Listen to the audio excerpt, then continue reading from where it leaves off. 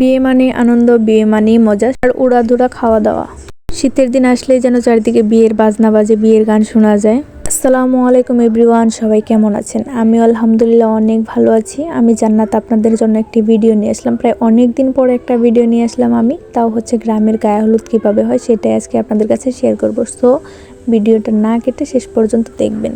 আমি সকাল সকাল ঘুম থেকে উঠে হচ্ছে আমার বাড়িতে নতুন নতুন ফুল গাছের কিছু চারা আনা হয়েছে, সেগুলো লাগিয়েছে, সেগুলোই দেখছিলাম। বাড়িতে নতুন কিছু আসা মানে একটা বাড়ির সদস্য, বা গাছগুলো যেহেতু আমি নতুন এনেছি, তো আমি মনে করি এগুলোও আমাদের একটা সদস্য, এগুলোর জন্য যত্নটা খুবই প্রয়োজন। গাছে অনেকগুলো ফুলও ছিল, ফুলগুলি খুবই সুন্দর লাগছিল। তারপর আমি চলে আসলাম সকালের নাস্তা করতে। আজকে আমাদের সকালের নাস্তায় ছিল চালের রুটি আর হচ্ছে গরুর মাংস। চালের রুটি দিয়ে গরুর মাংস দিয়ে সবাই অনেক পছন্দ করে। বড় কথা, শীতের দিনে কিন্তু মানুষ হাঁসের মাংস দিয়ে রুটি দিয়েও খুব পছন্দ করে। আমি হাঁসের মাংস খুব একটা খাই না, খুব কম খাই।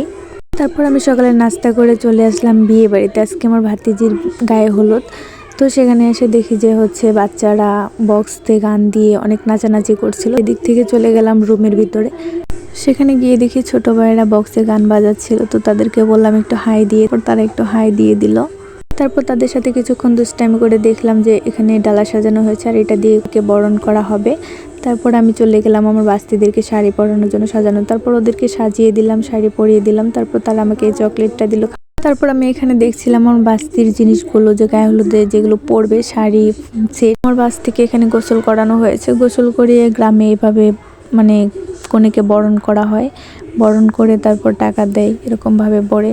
জানি না কাদের এখানে কীরকম এরকম হয় কিনা, যার এখানে হয় তারা কমেন্টে অবশ্যই বলে যাবেন আমাকে। তারপর আমি চলে আসলাম গেটের সামনে। এটা গেট সাজানো হয়েছে এখানে বিয়ের, আর যেহেতু সন্ধ্যা হয়ে গেছিলো তো আমি গেটের ভিডিও করতে পারিনি।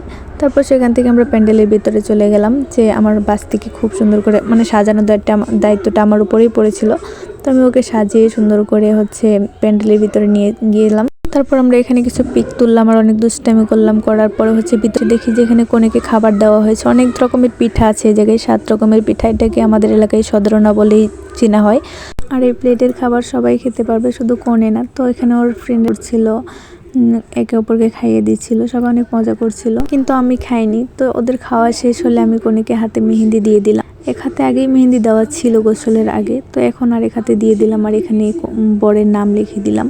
তারপর মেহেন্দি দেওয়া শেষ করে আমি বাহিরে আসলাম। বাহিরে এসে দেখি যে এখানে কালকে রান্নার জন্য আদা রসুন এসব কিছু কাটা হচ্ছে।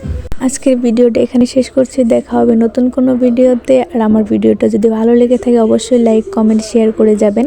আর আমার চ্যানেলটি সাবস্ক্রাইব করে যাবেন, আমার ফেসবুক পেজটা ফলো দিয়ে যাবেন। আগামীকালকে দেখা হবে একদম বিয়ের ব্লগ নিয়ে। আল্লাহ হাফেজ।